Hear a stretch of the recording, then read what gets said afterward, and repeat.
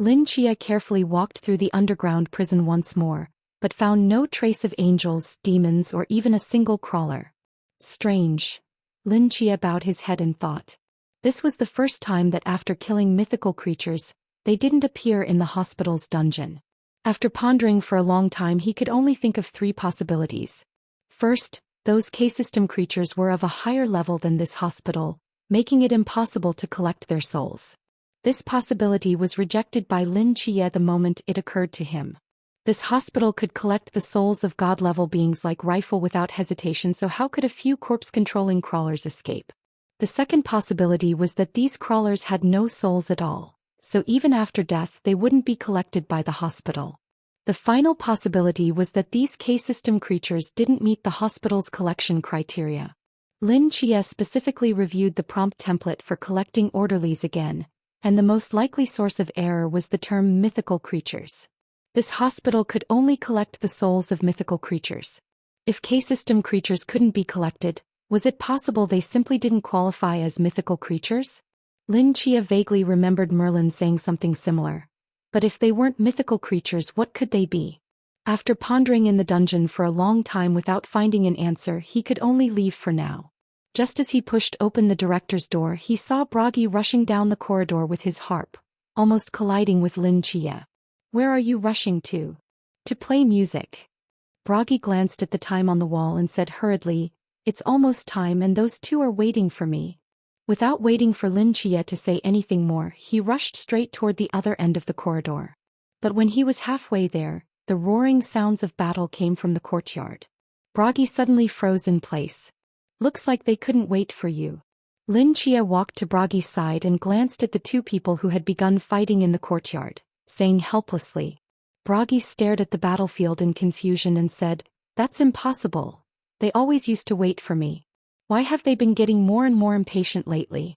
The time hasn't even come yet." Lin Chia and Bragi walked to the edge of the courtyard battlefield, where some idle orderlies were placing bets and watching the show. Although Bragi was a few minutes late, he still professionally found the right opportunity to blend his stirring music into the battle. "Have you noticed that King Gilgamesh's state hasn't been normal lately?" "Yeah, even though the time hasn't come yet and Monkey King wasn't ready, he rushed to attack. Feels a bit reckless." "Is he trying to ambush?" "That doesn't seem like King Gilgamesh's character." "Could it be that being constantly suppressed by Monkey King has broken his mental state?" "I don't think that's it." Lin Chia listened to the discussions of the surrounding orderlies while watching the battle between Sun Wukong and Gilgamesh, his brow furrowing deeper and deeper. The battle situation wasn't much different from before, with Gilgamesh consistently at a disadvantage. But what was slightly different this time was that his attacks were unusually aggressive, even frenzied, as if he wanted to fight Sun Wukong to the death. Though Sun Wukong's expression was solemn, his movements were extremely steady, like a towering mountain in a storm, able to firmly parry no matter how Gilgamesh attacked. Finally, with a muffled sound, Gilgamesh's figure was sent flying backward. Today, Sun Wukong was victorious once again. Seeing the outcome decided, Lin Chia immediately stood up from his seat and walked toward where Gilgamesh had fallen, accompanied by the worried Bragi clutching his harp. The devastated green field was slowly repairing itself. Gilgamesh lay on the ground, his eyes staring blankly at the sky, his brows tightly knit, sometimes confused, sometimes struggling. "Whoever dares to violate Uruk, I shall kill them. The fate of Uruk is only in the hands of myself and my people.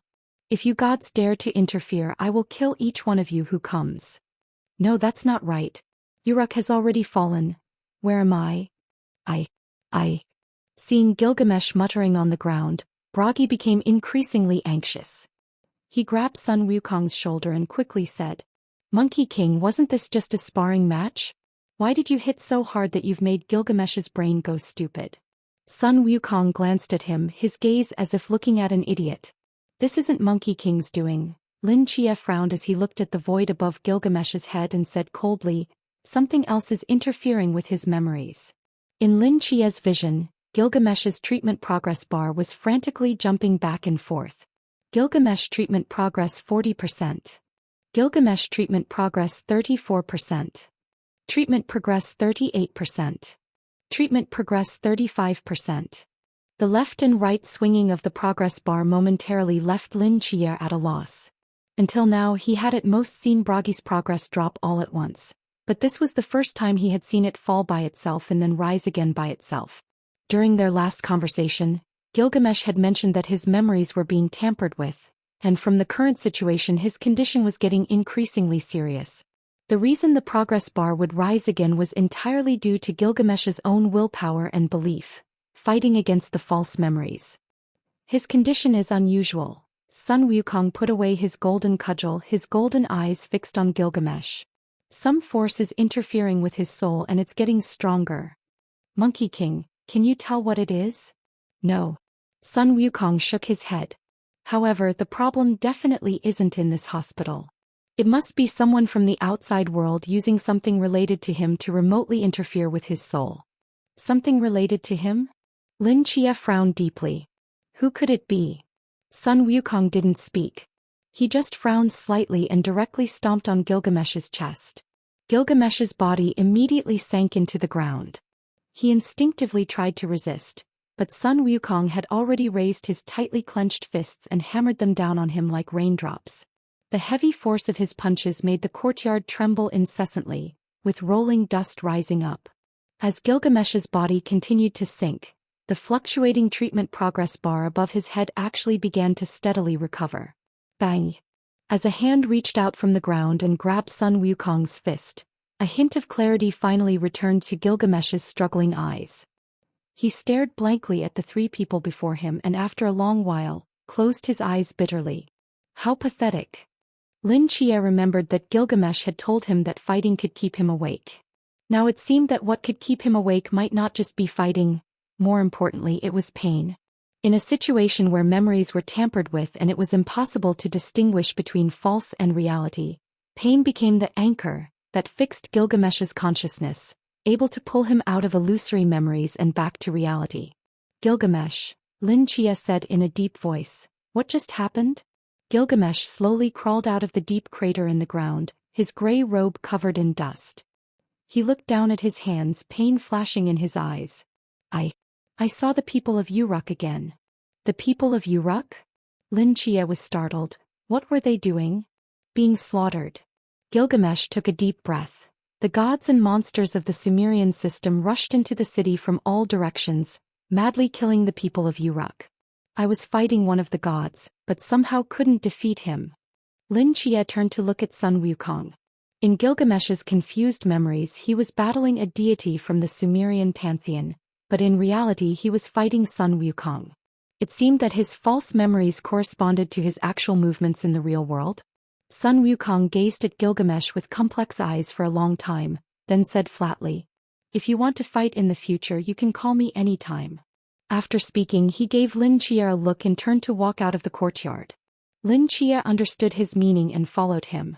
Bragi, holding his harp, pondered for a moment, then turned to Gilgamesh and said seriously, if you want to fight don't look for me since even 10 of me combined couldn't beat you.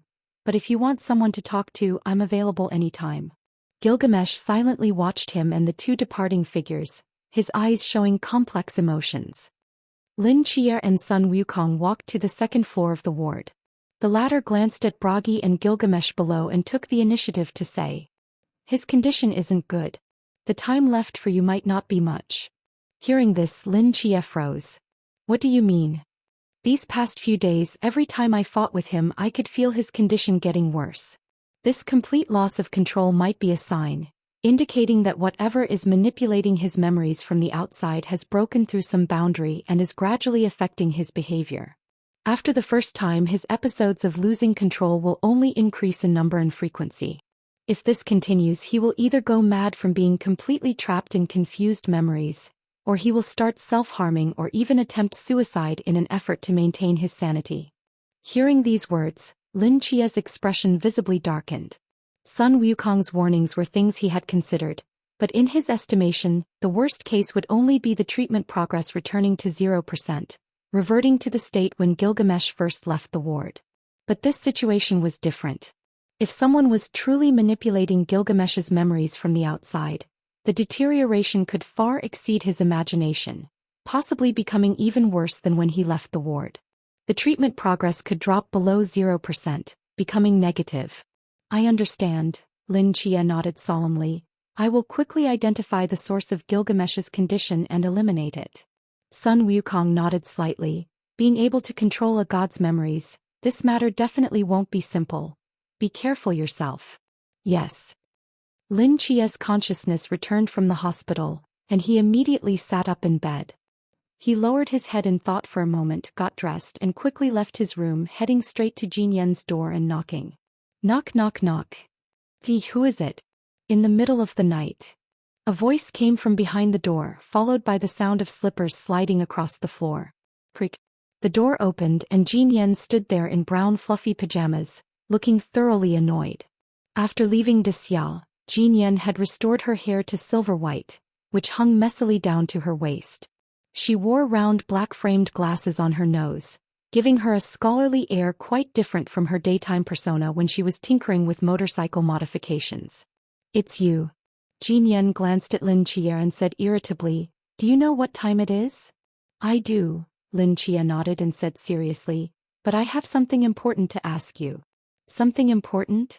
Jin Yan looked at his eyes suspiciously, and after confirming he wasn't joking, she silently wrapped her fluffy pajamas tighter around herself and turned to walk into the room.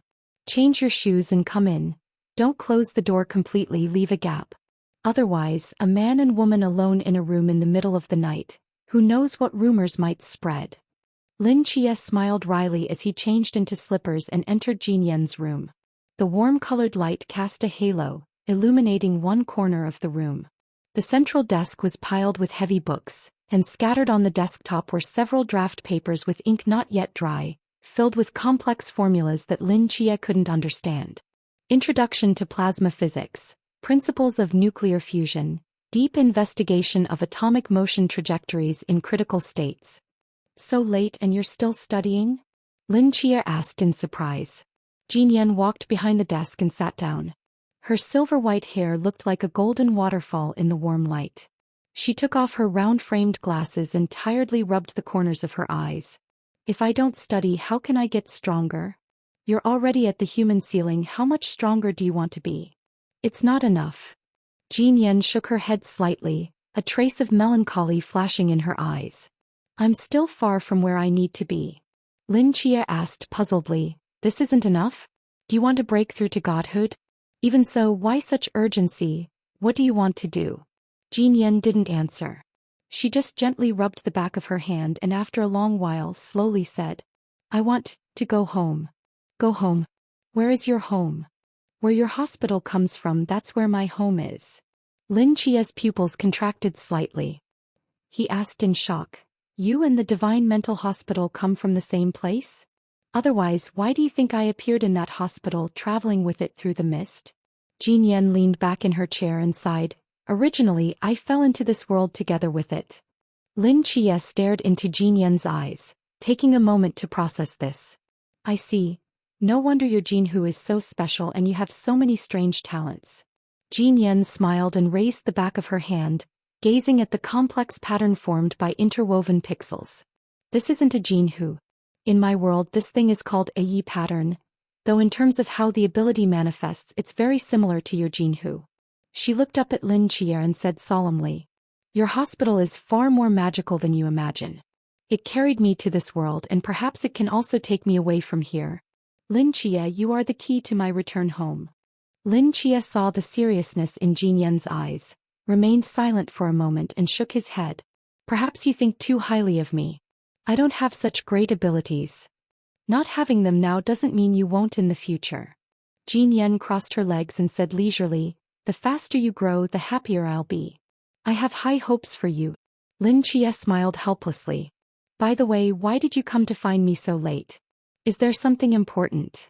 Seeing they were finally getting to the point, Lin Chia's expression gradually became serious. Regarding Uruk and the hero King Gilgamesh, how much do you know? Gilgamesh? Why are you suddenly asking about him? Jin Yan was startled. He's not one of the patients in the subsequent rooms, is he? That's right. Interesting. Which room? The 5th room. Then who's in the 4th room? Jin Yan had only opened doors to the 3rd room in the hospital back then, so she didn't know the identities of patients in the subsequent rooms. Sun Wukong. Holy shit. Jin Yan became excited. The Great Sage? The fourth room is actually the Great Sage. That's my childhood idol. Can you help me get his autograph? Lin Chia. It's a pity the hospital is in your mind now and I can't enter. Otherwise I would definitely go see him. By the way, you should have opened the last hospital room too, right? Who's in the sixth room? Lin Chia took a deep breath and said a name. Yeland. Jin Yan was stunned. Yeland? The Holy Lord of the Western Holy Religion. Jin Yan seemed to think of something, her brows slightly furrowed, appearing somewhat confused. What's wrong? Lin Chia asked. Nothing. I just find it a bit strange. Jin Yan pondered. Haven't you noticed? As the doors you open progress further back, the divinity in the patients becomes weaker. From the first door's supreme god of night Nyx, to the second door's god of magic Merlin, to Bragi the god of music and poetry who can't fight, then to the great sage who originated as a demon, and the half-human half-god Gilgamesh. The further back the doors, the closer they are to being human rather than gods. After you mentioned the fourth and fifth rooms, I thought the sixth room would contain a god of human origin, but I didn't expect it to be the famous Yeland. The divinity in this one is higher than any of the previous ones. Hearing Jin Yan's reminder, Lin Chia realized there did seem to be such a pattern. After thinking carefully for a moment, he said, Maybe you're overthinking it. This might just be a coincidence. Besides, apart from Zhou Ping, there are no gods of human origin in the world. Perhaps. Anyway, continue. What about Gilgamesh? Lin Chia recounted Gilgamesh's symptoms, and after listening, Jin Yan nodded slightly. I understand. You want information about him and the kingdom of Uruk. You've come to the right person. You know about it? Lin Chia's eyes brightened. The Upper Evil Society's activities cover not only the human circles of various divine countries but also the exploration of ancient divine kingdom ruins. Previously, we had a team explore the hidden history of the kingdom of Uruk. The detailed report materials are in Utopia.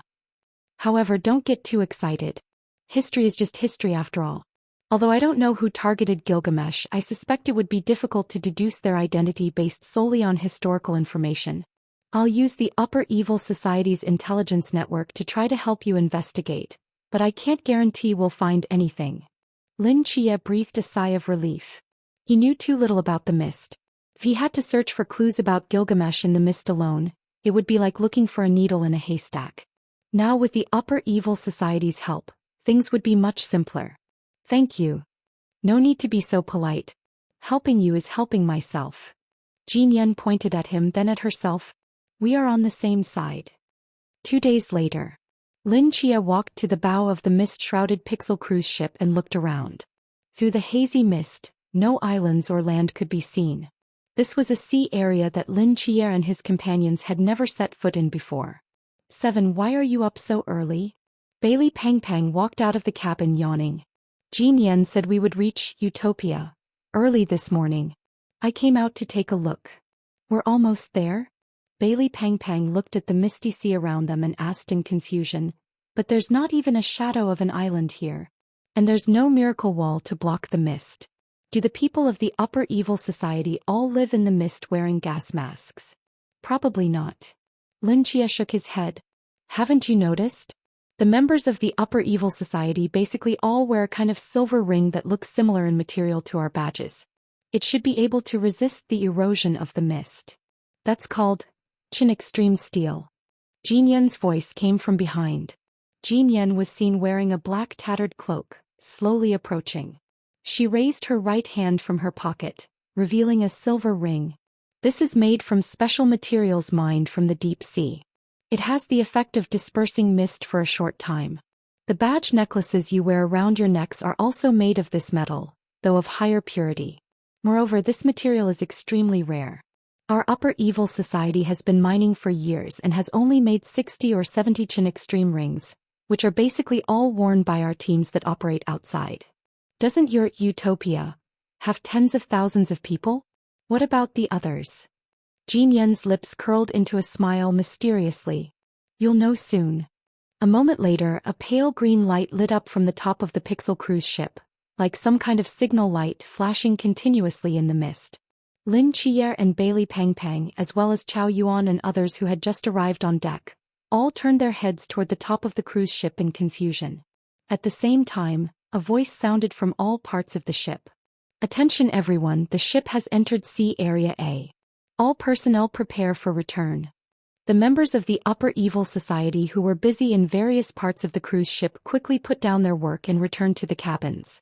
Lin Qier and his group also returned to the second floor of the cabin, observing the outside situation through the large floor-to-ceiling windows. Jin Yan stood alone on the swaying deck. As the pale green light disappeared, she raised both hands and gently pressed down on the deck. The next moment, dense pixel particles surged from the bottom of the cruise ship, rising rapidly from all directions of the ship like arc-shaped barriers.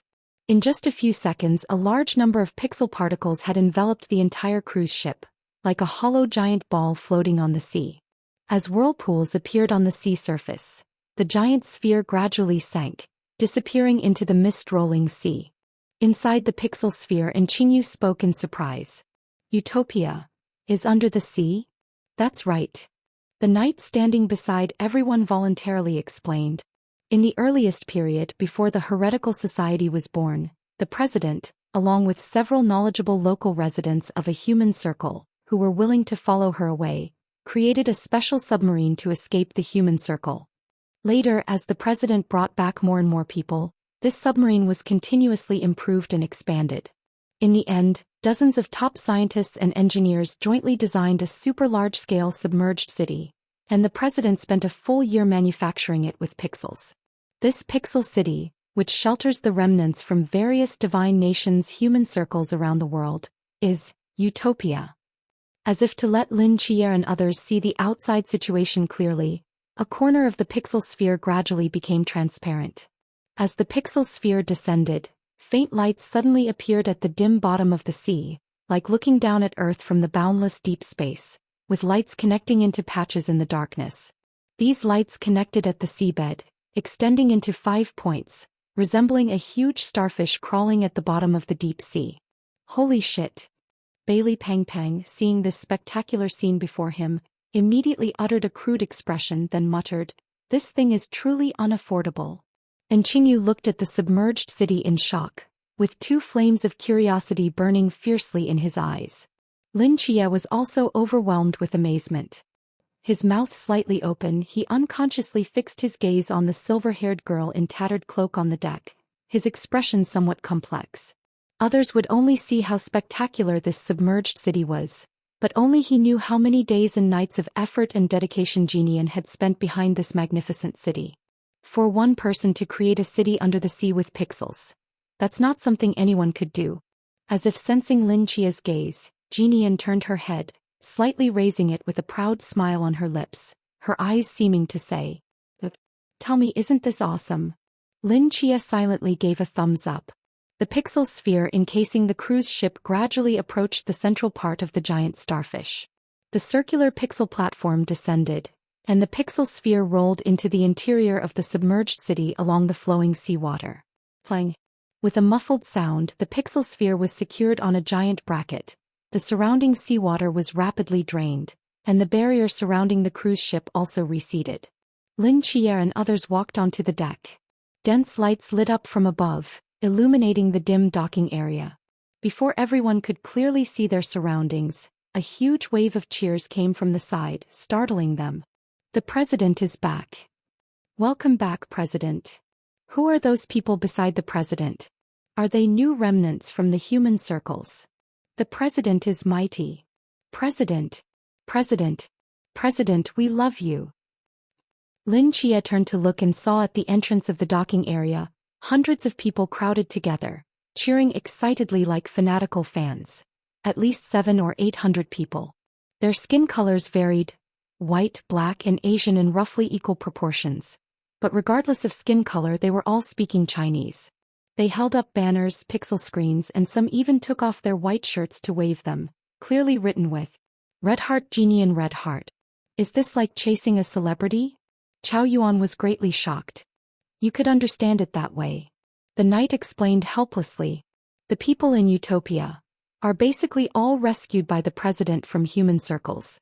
You've been to human circles, so you should know what kind of places they are. Coming out of such places and no longer believing in the gods, they need a new faith. And in the eyes of these residents, the president who personally rescued them and created such a near-miraculous submerged city is undoubtedly the best object of faith. These people seeing the president is like Western religious devotees seeing their holy Lord. That kind of fervor and excitement can't be stopped. The difference is that the Holy Lord doesn't easily appear before believers, but the president is a living person. So every time the president returns, a large number of personnel must be mobilized to maintain order at the scene. As the knight explained, several members of the heretical society had already disembarked to clear a path for them. Jinian waved to the excited residents around her with a grin while moving forward. Lin Qier and others followed behind Jinian, passing through the noisy crowd, heading directly into Utopia. Passing through a heavy pixel gate, everyone walked out from the platform at the top of the tower, and the full view of Utopia's interior came into sight. The grayish-brown pixel dome extended to the horizon, and colorful pixel buildings were scattered on the ground like building blocks. 5 city districts corresponding to the 5 points of the starfish-shaped exterior extended outward. Neon-like brilliant lights illuminated every corner of the city districts, making one feel as if they were in a cyberpunk-style pixel city. This is Utopia? Lin Qier and others stood at the edge of the tower, completely amazed by the city before them. Who could have imagined that in the misty depths of the sea, there would be such a magical and gorgeous pixel city? How is it? Not bad, right? Jinian patted Lin Qia's shoulder and laughed magnificently. This is all the kingdom I've established. It completely exceeds my imagination, Lin Qia sincerely marveled. Come on, let me show you around. Jinian led everyone down the tower. Several pixel vehicles resembling bicycles were already lined up on the side of the road. Utopia is a deep-sea city, and the pressure of air circulation is very high, so all vehicles that emit polluting gases are prohibited. You'll have to make do with these. Jinian straddled one of the vehicles, pushed off with her feet and sped away. Lin Qier and others curiously fiddled with the vehicles before riding after her. Utopia is divided into 6 major districts. 5 of the city districts house residents from different human circles who once belonged to different countries. There are no boundaries, no wars, the common language is Chinese. It's a truly free city. The central area where we are now is the headquarters of the Heretical Society and various research institutes, the core of the entire Utopia. The equipment that maintains Utopia's ecosystem and the areas for growing food are all above the dome, with dedicated teams for maintenance. At the outermost layer there are firepower defense systems and light-sensitive stealth devices. Under normal circumstances, they are absolutely sufficient to deal with any mysteries encountered in the deep sea. Ding-a-ling. While Jinian was introducing the surrounding buildings, a crisp bicycle bell rang out. In front of them on the road, several blonde, blue-eyed Western girls wearing denim shorts approached on bicycles, laughing and waving at Lin Qier and his companions. Their smooth, fair skin and impressive curves swayed with the movement of their bicycles, exuding a unique exotic charm. Chao Yuan, who was riding his bike, had his lips slightly parted, momentarily staring in amazement. This was their first time seeing Westerners other than knights, especially Western beauties. Xia had been shrouded in mist for years, and they had mostly seen only Asian people. The last time they had seen so many Westerners was in black and white photos and textbooks, and those were century-old photos. Now seeing Western beauties cycling past in person had the same impact on Chao Yuan and the others as modern people witnessing a Tyrannosaurus Rex running wild on the street. Of course, these beauties weren't T-Rexes. In some ways they were even more eye-catching. These Western beauties seemed to notice the gazes from Lin Qia's group. They laughed and chatted briefly before boldly blowing a kiss, aimed directly at Chao Yuan. Chao Yuan swallowed hard. As they passed by on the other side of the road, Lin Qia, Bai Li Pengpeng, Chao Yuan, and Qingyu all turned their heads in unison as if their eyes were glued to the girls, their gazes filled with amazement. Hey, that's enough, your heads are about to twist off. Jinian couldn't help but tease. I didn't see you this attentive when I was introducing Utopia. Lin Qier and the others slowly turned back, except for Chao Yuan, who continued to stare longingly in the direction the girls had gone. Were they pretty? And Qingyu heard Jiang Er's resentful voice in his ear. Yes, they were, and Qingyu glanced in the direction the beauties had disappeared, adjusted his glasses and said seriously, their skeletal growth patterns are indeed slightly different from ours. I've never seen it before. It must be due to genetic differences. I wonder if I'll have the chance to dissect one. I've never dissected Caucasians or black people before. And Qingyu licked his lips, his eyes gleaming with excitement. Jiang Er. Lin Chia scanned the diverse population in the city district ahead and remarked, the inclusivity of this city is truly eye-opening. Was it the inclusivity that caught your eye? I'm too polite to call you out. Jinian rolled her eyes. However, these residents from different countries are quite open-minded.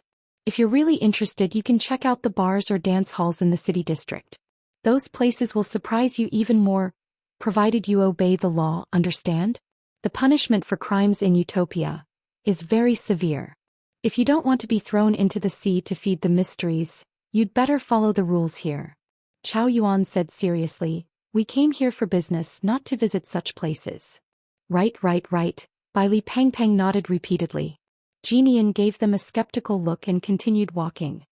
Utopia is too large, and due to time constraints, I'll only show you the Shangxia Association headquarters and the Research Institute. You can explore the other 5 city districts on your own when you have time.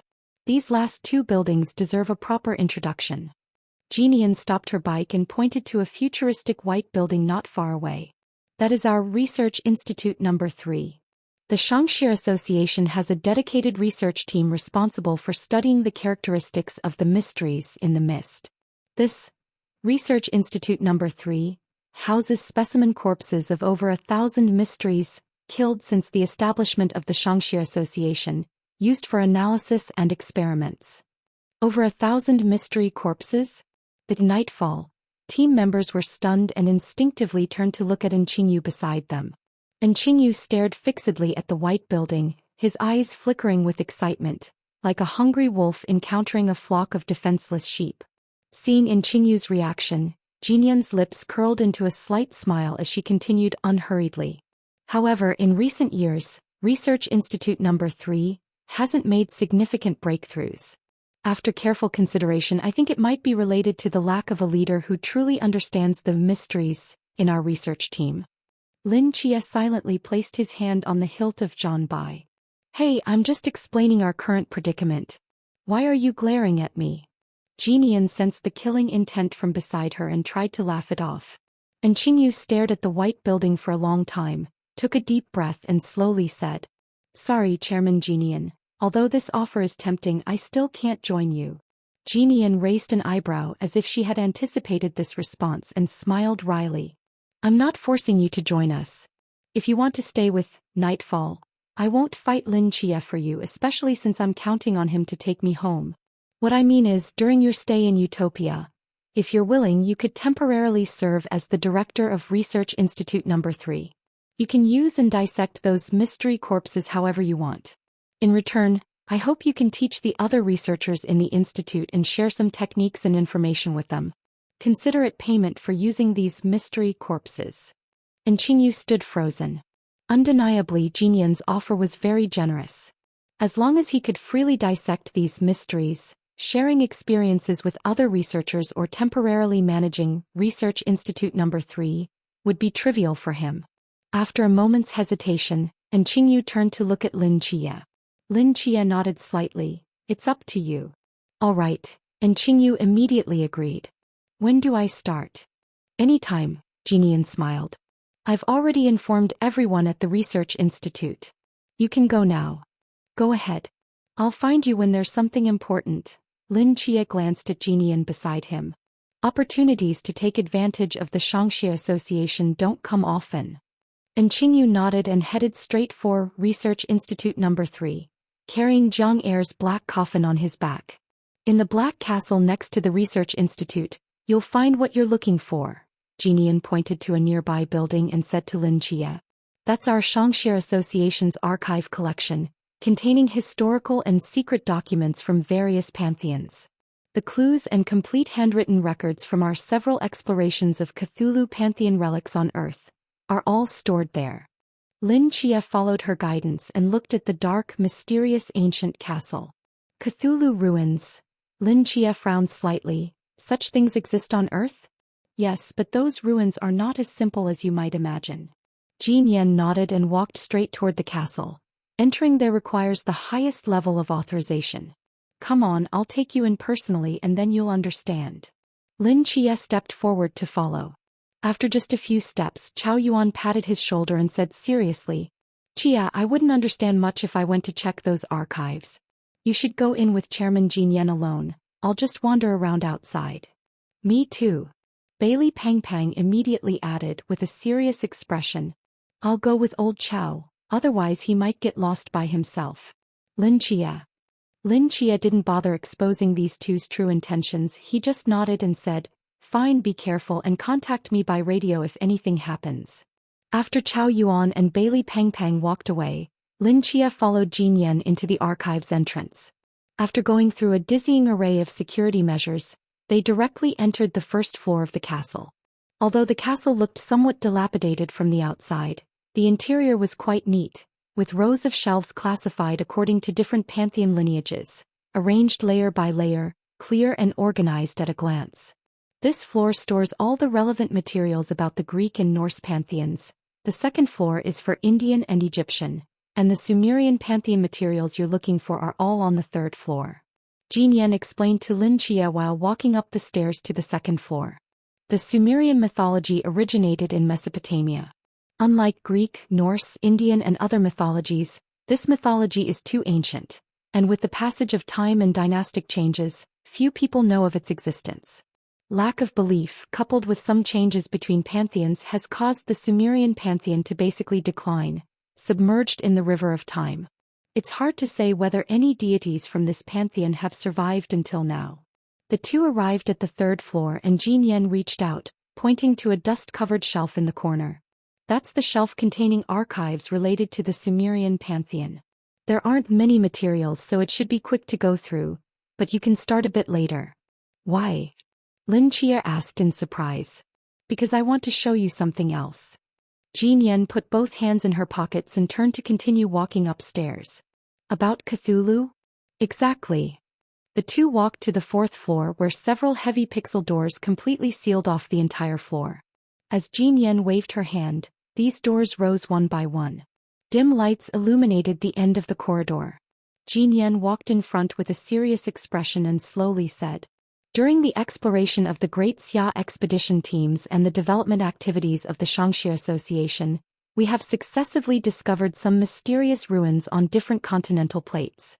After investigation and research, we can basically confirm that these ruins were left in a very ancient period.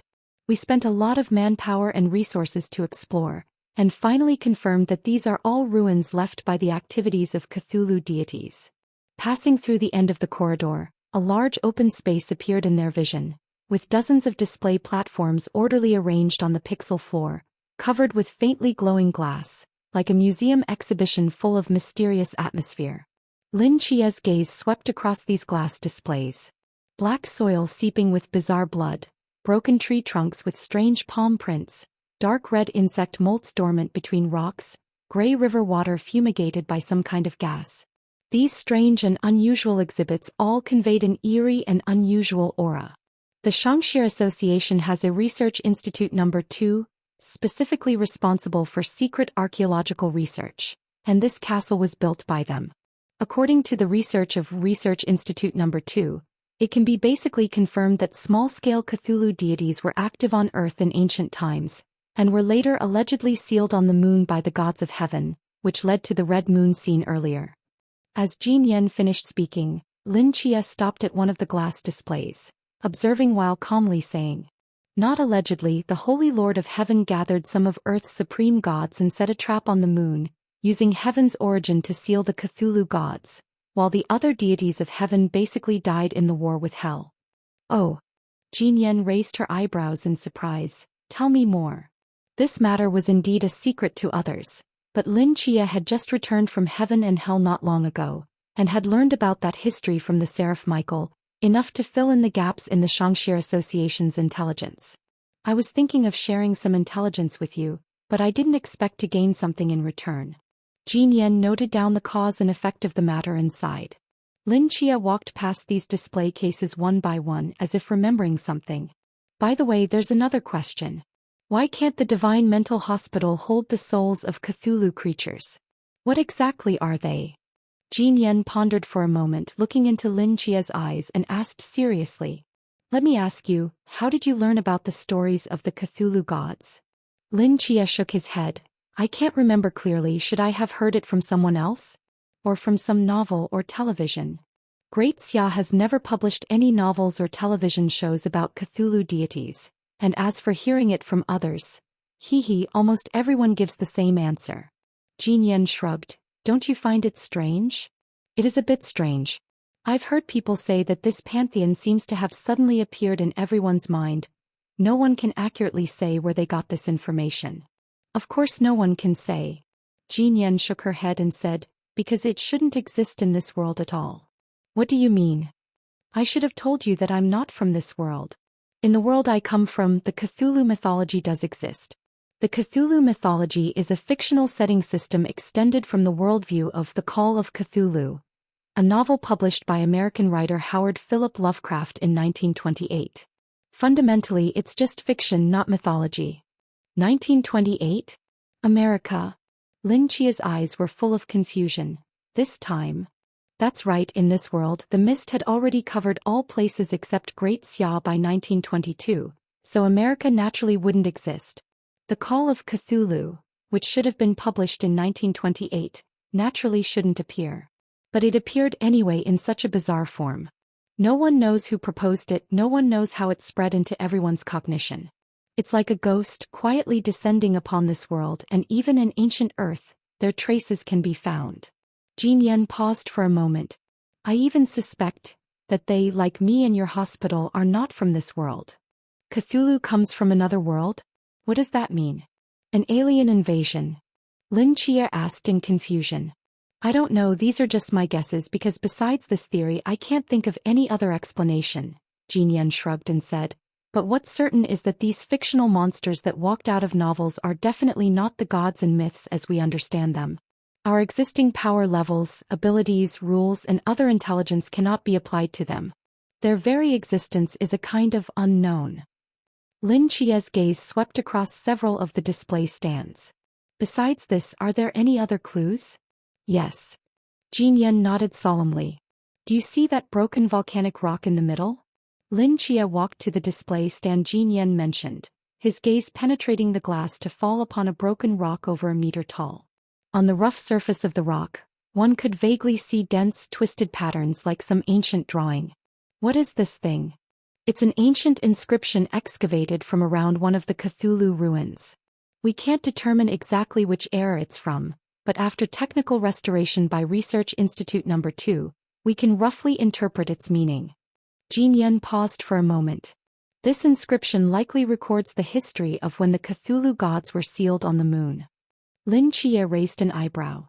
But don't we already know this history quite clearly? No, it's not that simple. Jin Yen extended her hand, pointing to a certain area. Look at this picture. Lin Chia followed her fingertip. In the ancient drawing, clusters of twisted lines flew up, converging inside a circular sphere in the sky, hanging at the top of the image. Is this the Cthulhu gods ascending to the moon? Lin Chia roughly guessed the meaning of the image. Correct. Now look here. Jin Yen moved her finger to the bottom of the picture. This is... Lin Chia's eyes narrowed slightly. On the black rock surface, 3 twisted line patterns in dark red strokes lay at the bottom beneath countless ascending lines, as if lurking in the deep underground, motionless. From the meaning of this drawing, there are 3 Cthulhu gods who were not sealed on the moon, Jin Yen said seriously, looking into Lin Chia's eyes and enunciating each word. They have been hiding somewhere on Earth all along. There are still Cthulhu gods existing on Earth? Lin Chia's expression immediately became grave. After discovering this possibility, we dispatched a large number of personnel to more thoroughly explore the existing Cthulhu deity ruins. Through technical restoration and countless inferences and conjectures, combined with relevant content from Cthulhu mythology, we can roughly identify these 3 Cthulhu gods. Jinyan took a deep breath and slowly said, "They are the black goat Shub-Niggurath, the key to the gate Yog-Sothoth and Chaos Nyarlathotep. In some fictional settings, they are also designated as the three pillar gods of Cthulhu mythology. The black goat, the key to the gate, Chaos." Lin Chia murmured these names. Suddenly he felt that the name, the black goat, Niggurath, sounded familiar, as if he had heard it somewhere. Continue. Lin Chia thought briefly and recalled the future Nqingyu who appeared at the end of the River of Time during the angel's judgment in hell. At that time Nqingyu, looking at the seraph Uriel controlled by red insects, said, "I didn't expect that when we meet again it would be in this form. It seems I should properly thank Niggurath." From this perspective, the future Nqingyu also knew about the black goat Shub-Niggurath, or perhaps they were on the same side. Why did he want to thank the black goat? Because it facilitated their meeting across time and space? Was it, or part of it, the red insect that controlled Uriel and triggered the future judgment? As Lin Chia was pondering, Jinyan continued. "According to our speculation, at least two of these three Cthulhu pillar gods left on Earth have awakened. According to Cthulhu mythology, one of the characteristics of the black goat Shub-Niggurath is its super strong reproductive ability, which is why it's called the Supreme Mother Goddess, the black goat of the woods who gives birth to countless offspring. The red insects and flesh tumors that controlled the corpses of angels and demons you encountered in hell before, as well as the worms that formed Odin's eyeball some time ago, are likely its offspring under its control. The second is the key to the gate Yog-Sothoth. The nameless fog that destroyed the world 100 years ago had intricate connections with it. It can even be speculated that this fog was part of its body." Lin Chia's brow furrowed deeper. According to Jinyan, the black goat, and the key to the gate, the former controlled heaven and hell, attempting to create a unique divine realm for Cthulhu gods, while the latter single-handedly created the current tragic state of Earth and was the fundamental reason for the great Xia gods falling into reincarnation. Their power and intent to subvert the world far exceeded Lin Chia's imagination. What about the last one? Chaos Nyarlathotep's most important characteristic is its fondness for deceiving and tempting humans, and it finds its greatest joy in driving humans to terror, despair, and ultimately insanity. We haven't discovered any events related to it yet, so for now we've classified it as still dormant, or perhaps it's just waiting for the right moment. Lin Chia nodded thoughtfully. Indeed, we haven't found anything like that. In any case, we must always be on guard against these three Cthulhu gods hiding on Earth. Otherwise, things could get very bad.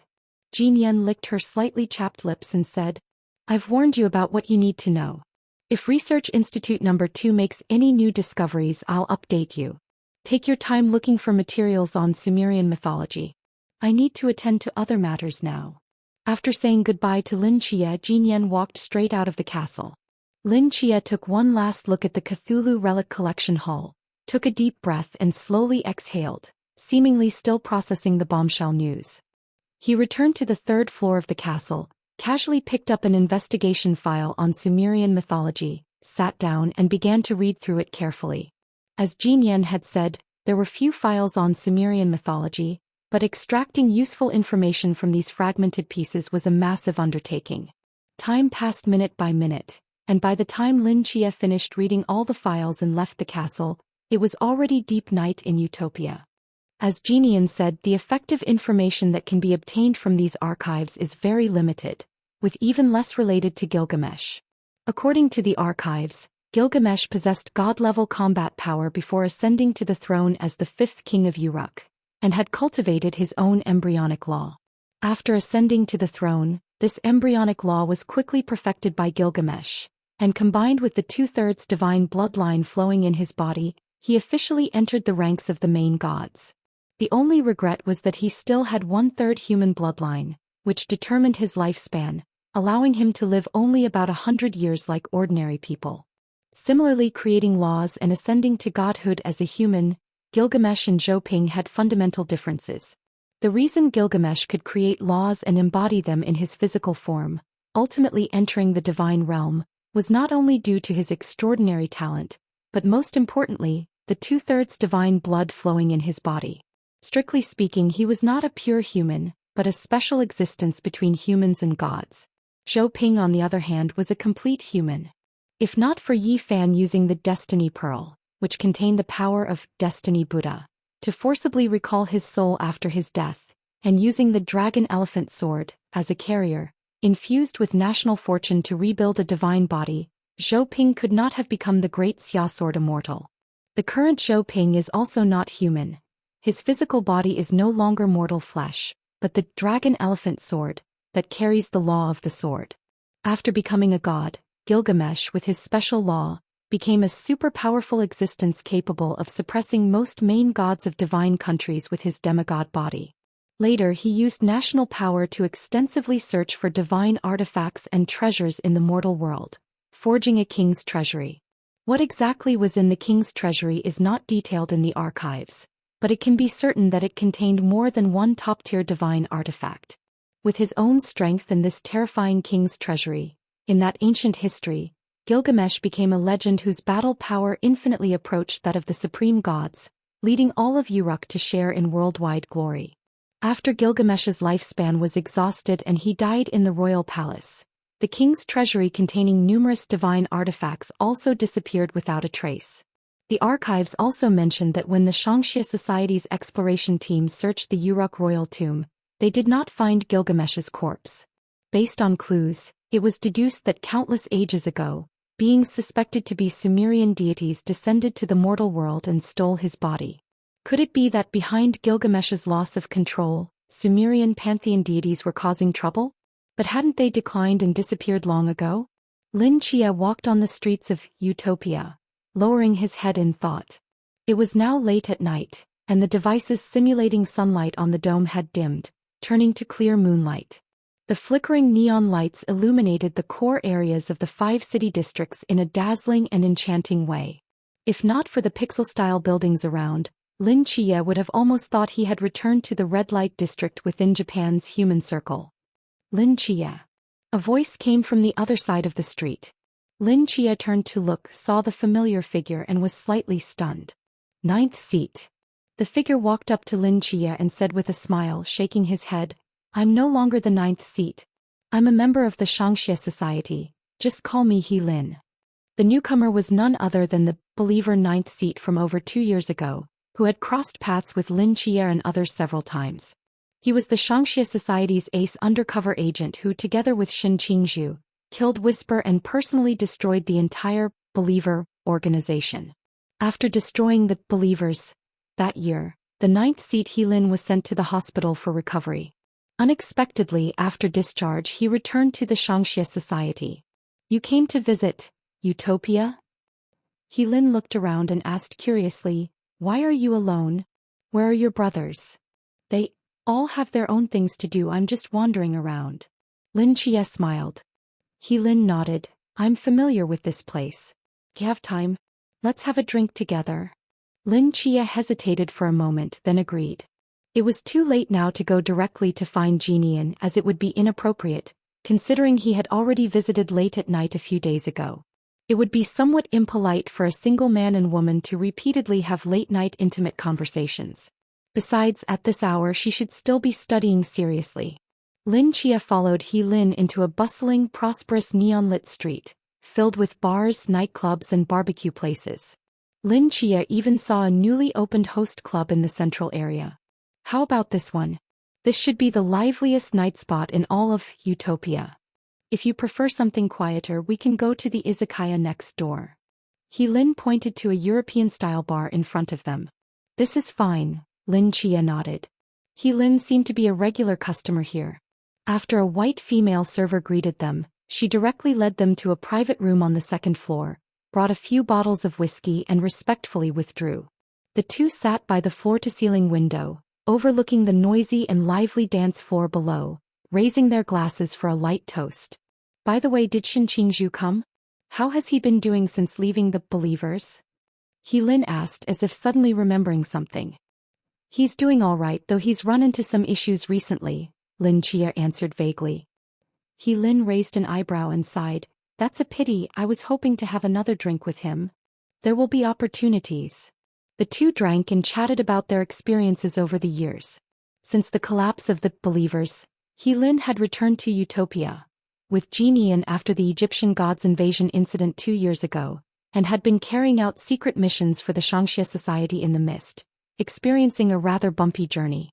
As the two were chatting in the noisy dance floor, a black female DJ with dreadlocks seemed to receive some information, raised her hands high and shouted excitedly, "All expenses tonight will be covered by the customers at table A1. Shall we raise our glasses and cheer for the two customers at table A1? The excited crowd on the dance floor immediately erupted. Everyone turned to look at a certain private room, where two masked figures were standing by the glass window, raising their glasses to the crowd on the dance floor. Inside the private room, more than a dozen beautiful women were already gathered around them, laughing and playing, creating a lively atmosphere. Seeing those two familiar masks of Zhu Beiji and Sha Wujing, Lin Qia's mouth twitched slightly. Those two people, they seem somewhat familiar. Lin stared at the two people in private room A1, puzzled. As if sensing Lin's gaze, the two masked men turned their heads simultaneously, looking toward this private room. Their bodies froze at the same time. "Do you know them?" Lin asked in surprise, noticing they were looking at Lin Qia. Lin Qia held his wine glass and quietly sat back on the sofa. "No, I don't know them. You guys are really fast, huh?" Lin Qia looked at Bailey Pang Pang and Chao Yuan, who were giggling stupidly in front of the sofa, and said with a helpless smile, "You've only been in Utopia for a few hours and you're already completely integrated?"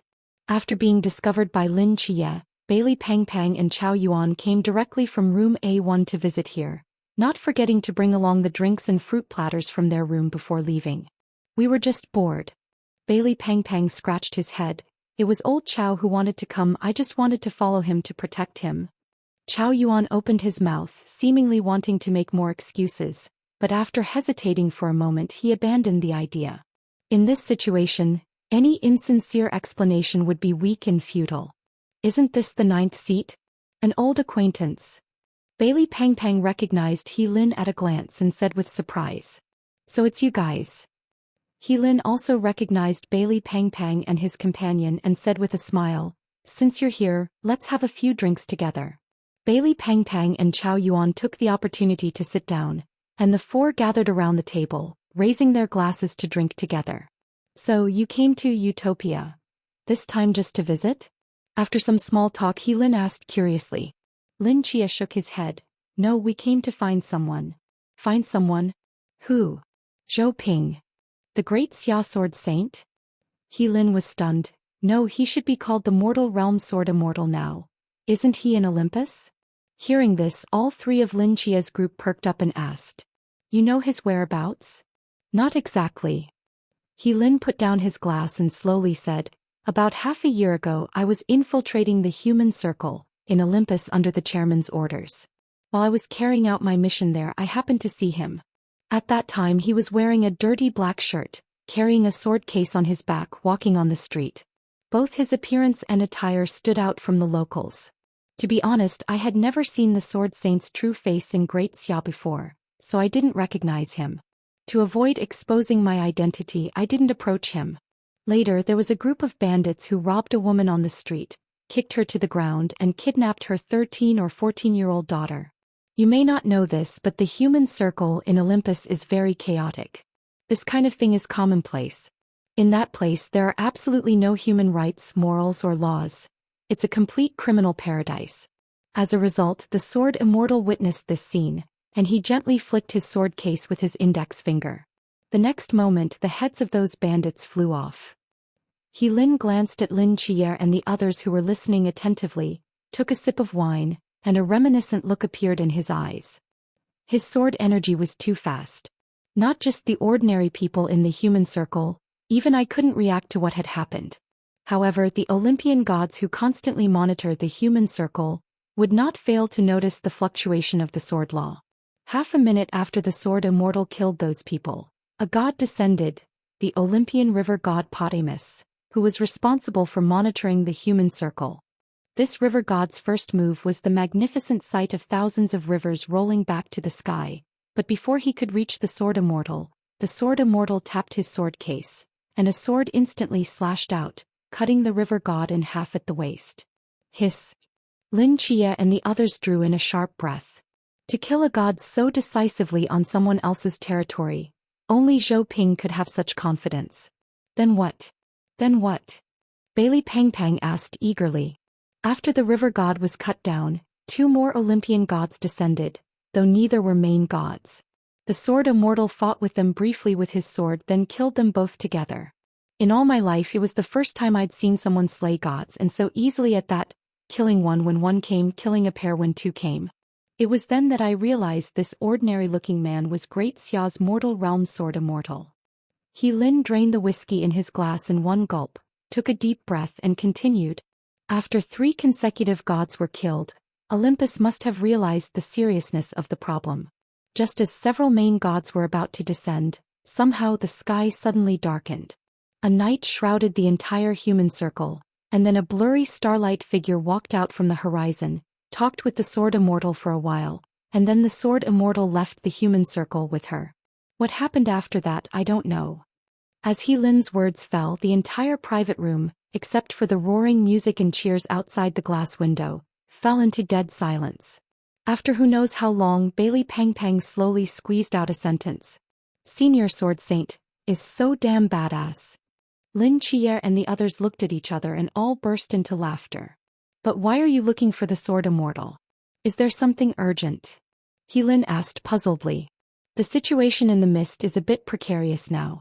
We want to ask Senior Sword Saint to return and guard Great Xia, Lin Qier said truthfully. Indeed, Great Xia's situation is too dangerous now.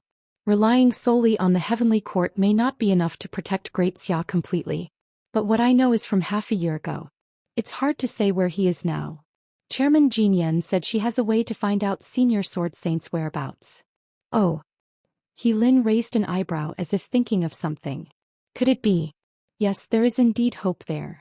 What place is that exactly? Chao Yuan asked curiously. For the specifics, wait for the chairman to tell you. At this hour, the chairman should have just finished studying and be preparing for bed. When she wakes up, she should actively seek you out. He Lin sighed. The chairman is usually busy with evil association affairs, busy with pixel manufacturing, busy studying. It's really too hard on her. Yes, she does have it tough. The 4 chatted and drank in the private room until the bar started to close, then they left. As soon as they walked out the door, they saw a familiar figure coming out from the host club across the street. Among her black hair were traces of silver-white strands. She wore a cape, holding a bottle of wine in her left hand, while her right hand was raised high, excitedly waving to the 5 or 6 hosts crowded at the entrance of the club. Goodbye. I'll come back to drink with you guys in a few days. She turned around unsteadily, took a swig from the bottle, and her slightly tipsy face froze as she looked at the bar entrance across the street, her eyes narrowing as if trying to confirm something. At the bar entrance, Lin Qier and the others saw that familiar face, and their expressions instantly became interesting. He Lin silently covered his forehead with his hand. Jin Yan recognized their figures clearly and suddenly widened her eyes. Holy shit!